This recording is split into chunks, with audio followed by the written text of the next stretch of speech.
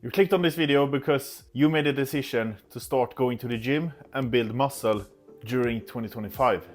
Well, you clicked on the right video because here I'll give you a simple blueprint that you can follow to make the most out of your time at the gym.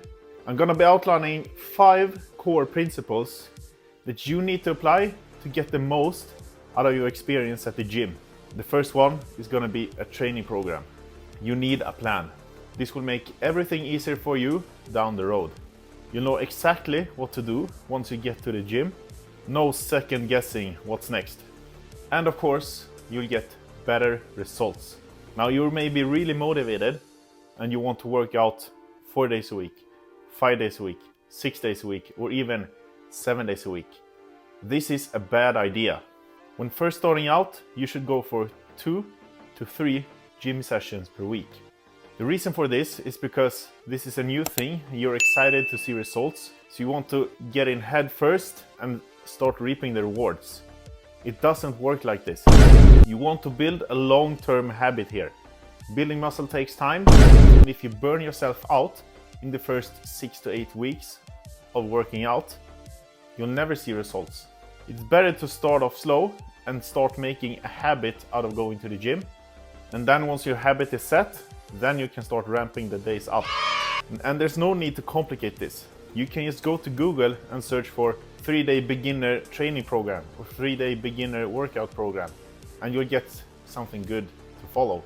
However, you can also go to my IG, my handle is in the description, and you can message me Swole and I'll send you over a free workout plan for 3 training sessions a week, along with a free diet program with 3,500 calories per day to get you started. Number 2, form. Now you have your program and your exercises. The most important thing after this is your form or technique. Big push. And this is how you actually perform the movements. Your form will have an impact on your results, but most importantly on your ability to stay injury-free, both short-term and long-term. There's nothing that sets you back in the gym like injuries. Take this from someone that's been there and done that. They can hinder you from being able to perform and exercise correctly. They usually take a long time to rehab and may even require surgery in some cases. They are as nice to you as that angry Karen across the street every time you try to start up your weekend car. So always prioritize form. A small slip is nothing to worry about. A little bit of degrading form won't hurt you, but it should never look like you're trying out for a dance competition. Then you need to reassess yourself. Number 3, intensity. For you to really grow, you need intensity, at least down the line. Right now, when you're just still a beginner, you'll make some good gains while you're just going through the motions, but you have to learn how to push yourself. Keep in mind here, I put form ahead of intensity. Now what does this mean? Do I have to slam the weights or make the air pregnant to have high intensity? Of course not. You need high intensity with good form. With any given exercise, you're trying to target one muscle or a group of muscles. To continue driving tension through the targeted muscle, you have to keep your form tight while performing the lift. If your squat starts to look like a good morning because you can't press the weight with your legs, what's the point? Save your lower back for another safer exercise. Now, does high intensity mean that you have to go to failure every set? No. What you need is to train close to failure on every working set and sometimes to failure on your working sets. You know that you're close to failure when you have performed 2 to 3 reps with a speed that has substantially slowed down from your first reps. Here you have achieved a high degree of mechanical tension. Congratulations, because this is the primary driver of muscle growth. And just to make it very clear, never try to go to complete failure on heavy compound movements like squats, deadlifts, and bench presses. Here you can actually get stuck under the bar, looking at you bench press, or really hurt yourself. Reserve this intensity for movements that you can fail safely. For example, machines or dumbbells where you can just drop them. Now number 4, and some of you are gonna have a really hard time with this. nutrition. Nutrition is one of the most misunderstood pieces of the puzzle. People constantly want to make this seem way harder than it is, and they will debate this stuff for hours and hours and hours on end. People also tend to put a lot of emotion into diet advice. We really live in a world of snowflakes. The reality is, if you have to cook your food 90% of the time, this means that it's good food. Focus on actual meat, fish, and eggs. This will get you a very long way. Make this the base in all your meals. You can use variety or stick with just one option, especially in the beginning, to make it easier for you. The most important thing is that you can stay accountable and consistent. What I'm getting at here is, yeah, too much red meat may not be the best for you during a week, but it sure as hell is better to only eat red meat for a whole week than to go to the McDonald's instead because you didn't make your food. While on the subject of meat and protein, you should aim for 2.2 grams of protein per kilo body weight every day. In freedom metrics, this equates to 1 gram of protein per pound of body weight. And then to build muscle, you want to be at about 500 calories above your maintenance calories. Your maintenance calories is how much you need to eat each and every day to stay at the same body weight that you are right now. This means that you are in energy balance. To calculate this, you first take your BMR, or basal metabolic rate, multiplied by your physical activity level. You can use a website that I'll link in the description to easily do this for yourself. Then you have to start filling out your calories with your macros. Your macros are better known as protein, carbohydrates, and fats. Always start with filling out your calories with protein first. Aim for that sweet spot that I just discussed. Then you want to fill out with fat. The reason for this is because fats support normal hormone levels in both women and men. And here you want to aim for 1 gram per kilo body weight. At least. You can go higher as well, but at least 1 gram per kilo body weight. This equates to around 0.4, 0.5 gram per pound of body weight.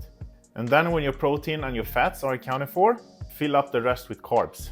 Now instead of sitting and calculating this like you're Einstein or something, just use MyFitnessPal or another free tracker and log the meals that you're planning to eat in advance. Then it's easy for you to just adjust how much of each ingredient that you plan to eat to hit your calorie and protein goal during that day.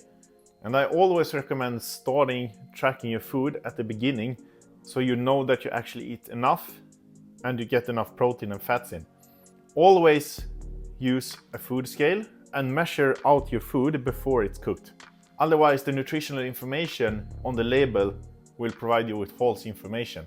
Meat and protein generally loses weight once you cook it, and carbohydrates generally gain weight while you cook them. Pasta and rice, for example, gain a lot of water, and when you cook meat, you deplete the meat of water, so it will weigh less. Now to make this easy, I usually prep my meals in food containers. So I track all my meals in MyFitnessPal first, and then I know what I have to eat during one day.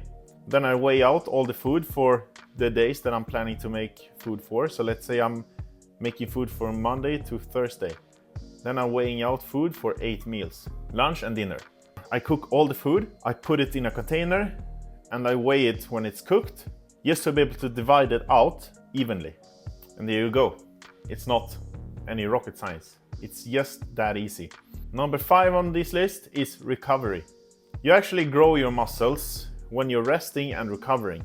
No matter what anyone says, when you're training, you're stressing the tissue and you're fatiguing your body, signaling to your muscles that they need to grow stronger.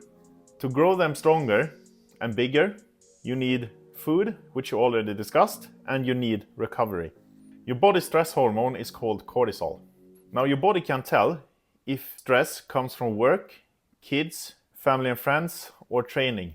It all looks the same to your body in the form of cortisol. If you train really hard, it will stress your body more.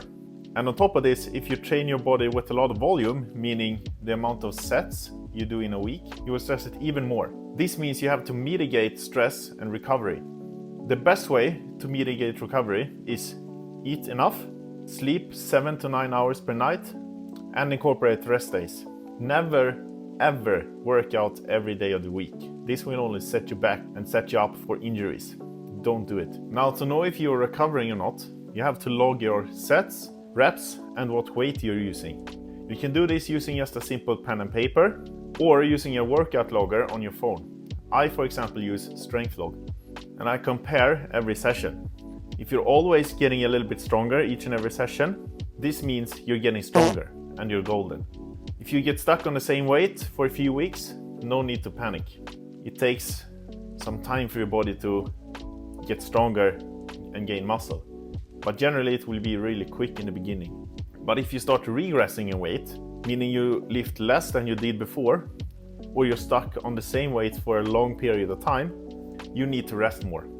You can take a deload week to kind of reset yourself, where you just cut volume and intensity in half, or just take a whole week off the gym. And don't start eating less only because you're lowering the intensity and volume, because your body needs the food to recover. Then once you start going back to the gym, maybe you want to, have an extra rest day each and every week so you don't run into the same problem again. The most important thing is being mindful here. If you feel burnt out, you got aches and pains in your joints, not in your muscles, in your joints, and you're regressing or stuck at the same weight, and it keeps happening over and over again, you probably need an extra rest day in your training week. Now, for those of you that want you to take your training to the next level, you can contact me on Instagram or book a call on Calendly. Both my Instagram handle and my Calendly link are in the description below. But with my free program, you'll be set for the next 3 to 6 months of training easily. But for those of you that really want to see results quick, you can always contact me. Thank you very much for watching. Let's get after it in 2025. Stay swole and stay humble. See you in the next video.